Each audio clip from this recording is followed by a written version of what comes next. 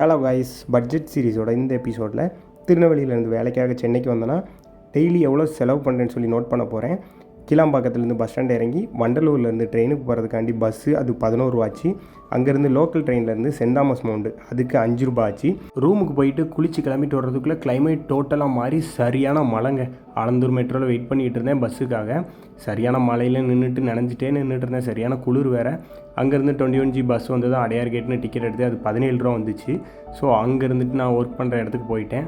எல்லா வேலையும் முடிச்சுட்டு மத்தியான சாப்பாட்டுக்கு நான் வந்து தக்காளி சோறு வாங்கிட்டு போனேங்க. தக்காளி சோறோட விலை வந்து 60 ரூபா. ஸோ அங்கேருந்துட்டு வேலையெல்லாம் முடிச்சுட்டு சாயங்காலம் பஸ்ஸுக்கு வெயிட் பண்ணி திருப்பி அங்கேருந்து ஆலந்தூர் மெட்ரோக்கு பஸ் ஏறினேன். இதோட ரேட் வந்து 17 ரூபா வந்துச்சுங்க. ஸோ நைட் சாப்பாடை நான் வந்து இட்லி சாப்பிட்டேன். இட்லியோட ரேட்டு 45 ரூபா வந்துச்சு.